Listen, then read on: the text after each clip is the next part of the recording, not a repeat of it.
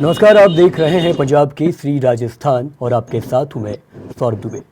राजस्थान की सियासत में अचानक आए बदलावों के बीच पूर्व विधायक प्रहलाद गुंजल एक बार फिर चर्चा में है।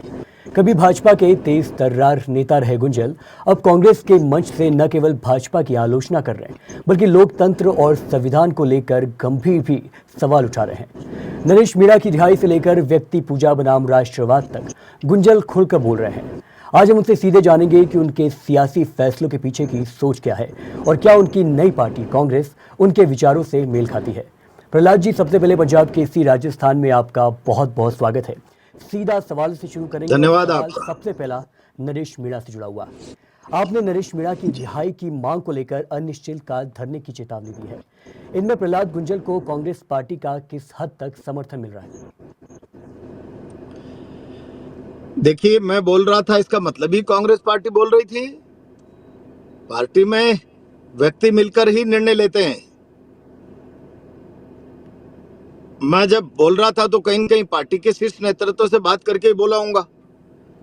और जब मैं नरेश की बात कर रहा था तो उसके बाद कितने कांग्रेस के लोगों ने, इंदिरा मीणा एमएलए वहां जाकर आई हैं, प्रताप सिंह खाचरियावास मेरे साथ मंच शेयर किया है, अशोक चांदना वहां जाके आए हैं, रामनारायण मीणा विधानसभा के पूर्व उपाध्यक्ष मेरे साथ मंच शेयर किया है। तो लगभग सारी की सारी कांग्रेस पार्टी इस विषय पर एक थी कि भाई एक आदिवासी नौजवान के साथ जो सरकार बर्ताव कर रही है वो राजस्थान की परंपराओं के अनुरूप नहीं है। नरेश मीणा कोई आपराधिक प्रवृत्ति का व्यक्ति नहीं है और मुझे तो बहुत तकलीफ होती है कि आजकल जनता के लिए संघर्ष करते हुए शासन प्रशासन से टकराव को आप आपराधिक प्रवृत्ति कहने लगे तो भाई जन आंदोलनों की पृष्ठभूमि से नेता तैयार होना बंद हो जाएंगे। और आप क्या चाहते हैं कि बहुत कोई एलिट क्लास के लोग हों जिनका राजनीति का अनुभव नहीं हो, साधन संसाधनों की ताकत जिनके पास हो और व्यवस्था में जो एडजस्ट अपने संसाधनों की, पैसे की, दौलत की, प्रतिष्ठा की वजह से एडजस्ट हो सकते हो, वही लोग राजनीति करेंगे। अब ये तो बहुत तकलीफ भरी बात है कि जन्मसिद्ध अधिकार नहीं है राजनीति में किसी का व्यवस्था का मालिक बने रहने का। और अब तो सब वर्गों की बराबर की भागीदारी की बातें प्रजातंत्र में लगातार उठती जा रही है। और तब कोई नौजवान ये प्रयास करे कि मैं विधानसभा का हिस्सा बनूं और सारी की सारी सरकारी मशीनरी लग जाए कि उसको रोका जाए, कैसे रोका जाए? मैं तो समझता हूं कि कौन जीता है ये पता नहीं होगा इस हिंदुस्तान को, लेकिन सरकार ने जो बिल्कुल नेग्लिजेंसी की है और जिस प्रकार से प्रजातांत्रिक मूल्यों का हनन किया है और डटकर नरेश मीणा खड़ा रहा, तो उसका परिणाम क्या है? आज सारे देश को पता है किसी नरेश मीणा ने चुनाव लड़ा था और समरावता की उस बुनियादी मांग को कि उनियारा में ही रखा जाए देवली की जगह दृढ़ता से समर्थन किया, चाहे उसका परिणाम कुछ भी हो। सरकार ने आज उसको जेल में डाल रखा। ये आदिवासी भावना को कुचलने का प्रयास है सरकार का। समय आएगा जब आदिवासी जवाब देगा, सारा राजस्थान जवाब देगा। हम इस बात के पक्षधर बनकर पूरी ताकत से खड़े हैं, आज भी खड़े हैं लगातार दृढ़ता के साथ। जी प्रहलाद जी, मेरा अगला सवाल है, किरोड़ी लाल मीणा के भतीजे द्वारा 1 जून को रैली करने की खबरें आ रही है नरेश मीणा के समर्थन में। मैं जानना चाह रहा हूं कि प्रहलाद गुंजल का इस रैली को कितना समर्थन प्राप्त है और क्या इसके पीछे भी कांग्रेस आपका साथ दे रही है? देखिए, आपसे जानकारी मिली है मुझे, लेकिन मैं ये कहता हूं कि प्रजातंत्र में कहीं अन्याय हो रहा हो तो अन्याय के खिलाफ बोलने का नैतिक दायित्व तो सबका बनता है, चाहे वो राजेंद्र मीणा हो चाहे कांग्रेस हो। और मैं तो कहता हूं गुजर आंदोलन हुआ तो मैं भारतीय जनता पार्टी का तो हिस्सा था भाई, विधायक था ना सर रूलिंग पार्टी का। लेकिन मुझे लगा कि लोगों के साथ गलत हुआ है, गोलियां चल गई है, 70-72 बच्चे मारे गए, तो मैंने विरोध किया, खड़ा होकर विरोध किया। विधानसभा में भी कहा भाई 200 सदस्य की विधानसभा है, जरा मुझे ये बता दीजिए कि ये जो बच्चे मारे गए हैं ये अपनी बुनियादी मांग के लिए लड़ रहे थे या नेक्स्टलाइट थे? नेक्स्टलाइट थे तो मुझे कुछ नहीं कहना। अगर बुनियादी मांग के लिए, हक अधिकार की मांग के लिए कि प्रजातंत्र के 50, 60, 70 सालों में जिनका शासन प्रशासन और रोजगार में, नौकरियों में 0% भागीदारी हो, उसने अपने लिए न्याय मांग लिया तो गोली मिलेगी, तो मैं विधायक के नाते इस बात को कतई बर्दाश्त नहीं करूंगा। और करूंगा तो फिर मेरी कॉन्शियस मुझे अपराधी घोषित कर देगी। तो मैं समझता हूं कि जिसको लगता है नरेश के साथ जुल्म हो रहा है तो डटकर मैदान में आना चाहिए, आना ही चाहिए, राजेंद्र हो या कोई भी हो। मैंने तो कई बार किरोड़ी जी को आह्वान किया है। आपको हो क्या गया है? राजस्थान में आपको संघर्ष के पर्याय के रूप में जाना जाता है, और इतना बड़ा जुल्म हो रहा है एक आदिवासी नौजवान पर। आपको बोलना चाहिए, दृढ़ता के साथ बोलना चाहिए। मैंने तो कई बार कहा करोड़ लाल जी से, और इसीलिए कोई कर रहा है। अगर उसमें कोई पॉलिटिकल एंगल होगा तो बात अलग है, न्याय का और निष्पक्षता का एंगल होगा तो हम पूरी ताकत से साथ देंगे, पार्टी से परमिशन ले लेंगे अगर आवश्यक होगा। जी प्रहलाद जी, आप सिलसिलेवार तरीके से भाजपा का आलोचना करते रहे हैं। बाकायदा इस इंटरव्यू में भी आपने कई बार भाजपा के खिलाफ कई सारी बातें कही हैं। मैं समझना चाह रहा हूं कि हाल ही में आपका एक बयान वायरल होता है जिसमें आप कहते हैं कि अब व्यक्ति से बड़ा समाज और समाज से बड़ा राष्ट्र नहीं रहा। क्या मतलब है कि भाजपा आपको लग केवल नहीं रहा व्यक्ति क्या? क्या नहीं, मैं मतलब? आपसे पूछूं कि ये जरा भगवान के लिए ये जो प्रेस के लोग पार्टी के प्रवक्ता की तरह न सोचें। इतनी बड़ी व्यक्तिवाद की पराकाष्ठा, नहीं मुट्ठी बांध मेरा कर सवाल केवल एक ये बार, संदेश देना चाहे कि मैं बहुत। नहीं बिल्कुल प्रहलाद जी, मैं एक बार अपना सवाल पूरा करना चाहता हूँ। सवाल सिर्फ इतना है कि क्या आपको लगता है कि भाजपा अब केवल व्यक्ति पूजा की पार्टी बन चुकी है? मैं ये जानना चाह रहा हूँ, मूल सवाल मेरा ये है। ये प्रहलाद गुंजल को नहीं लगता, सारे देश को स्पष्ट तौर पर नजर आ रहा है। मुझे तो कई बार तकलीफ होती है कि गडकरी जी और राजनाथ सिंह जी जैसे लोग भी, मैं भी चौकीदार हूं, न जाने क्या क्या मोदी जी ने बोला, और वो पीछे से जो वो कोरस गाते हैं ना लोग, कोरस, एक संगीतज्ञ गाता है और पीछे से कोरस गाने वाले 10 लोग होते हैं, सैटोली। पराकाष्ठा हो गई भाई व्यक्तिवाद की पूजा की। छोटे लोग पूजा करें, कार्यकर्ता करें, समझ में आता है। इस लेवल का सिर्फ नेतृत्व भारतीय जनता पार्टी में इतना ड्रिलमेंट हो जाएगा, मैं तो बहुत सोच सोचकर ही आश्चर्यजनक स्थिति में आ जाता हूं। हम तो जब बीजेपी में आए थे तो नारा देते थे, व्यक्ति से बड़ा समाज, समाज से बड़ा राष्ट्र, व्यक्ति से बड़ा दल, दल से बड़ा राष्ट्र। क्या है भाई आज? और आज अगर भारत की सेना की ताकत भी दुनिया में लोहा मनाने की स्थिति में हो तो प्रधानमंत्री मुट्ठी बांध कर ये संकेत देते हैं जैसे ताकत मेरी है।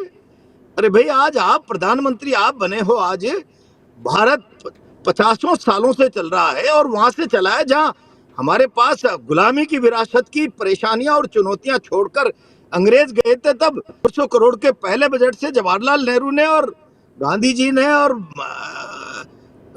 नरसिम्हा राव, मनमोहन सिंह जी ने इस मुल्क को यहां लाकर पहुंचा दिया। और आप उस 150 करोड़ का बजट पहला अंतरिम सरकार का, उसने भारत को यहां पहुंचा दिया नेहरू की पॉलिसियों ने, कि आप आज 600 करोड़ के प्लेन में घूमने की स्थिति में आ गए। और आप कह रहे हो भारत मैं बना रहा हूं। इतना मैं नहीं चलता है राजनीति में जितना आज भारतीय जनता पार्टी में हो गया है। और इतनी व्यक्ति पूजा, मैं तो समझता हूं जो वहां जिस प्रकार के भेदभाव और व्यक्तिवाद और आपस में एडजस्टमेंट चलता है, मेरा मन गवारा नहीं कर रहा था, इसलिए मैं ठोकर मारकर बाहर आया हूं। और भारतीय जनता पार्टी के स्वाभिमानी कार्यकर्ताओं को सोचना चाहिए कि इतनी व्यक्ति पूजा पराकाष्ठा ठीक नहीं होती है। और जब अंत होता है ना, तो व्यक्ति पूजा का तो फिर दल का भी अंत होता है। तो प्रहलाद जी, बढ़ते हैं अगले सवाल की तरफ जो आपकी व्यक्तिगत राजनीति से जुड़ा है। सवाल सिर्फ इतना है कि भाजपा से कांग्रेस में आना, आपने आत्मसमर्पण और विचारधारा की बात कही, लेकिन क्या ये फैसला वैचारिक बदलाव था या कोई राजनीतिक रणनीति थी? आप मानते हैं क्या कोई राजनीति में विचारधारा बची है? अब जिस विचारधारा का ढोंग भारतीय जनता पार्टी के लोग कर रहे हैं ना, वो एक विचार कि भारत संविधान की शपथ लेकर प्रधानमंत्री, गृह मंत्री बने, बिना किसी भय पक्षपात सबके साथ न्याय करेंगे। और भाषा ऐसी हो जाए सांप्रदायिक तरीके की, सैफ है बटोगे तो कट, गृह मंत्री कहते हैं बटन जोर से दबाना, भाग में आ जाए। देश की लॉ एनफोर्समेंट एजेंसी का मुखिया, जिसको संविधान की पालना कराने का नैतिक और लीगल राइट है, वो इस प्रकार की भाषा इस्तेमाल करे तो देश में कुछ बचेगा क्या? कमाल है भाई। जी, लेकिन लेकिन इसलिए विचारधारा की तो अब केवल नोटंकी रह गई है। केवल सबका मकसद सत्ता हासिल करना, every time hook and cook, उसके लिए नैतिक क्या क्या हथियार इस्तेमाल किए जा सकते हैं सब करो, सब, और सत्ता हासिल करो। जनता पार्टी में आए थे तब ये कहते थे सत्ता हमारे लिए आराध्य नहीं है, आराध्य राष्ट्र है, सत्ता तो केवल पायदान है। अब तो सत्ता ही सब कुछ हो गया, किसी भी सूरत में सत्ता रहनी चाहिए। ये जो चरित्र देश देख रहा है ना, ये उचित नहीं है। और इसीलिए कोई मुझे भारतीय जनता पार्टी का व्यक्तिगत की बात करे, मुझसे बहस करो नहीं।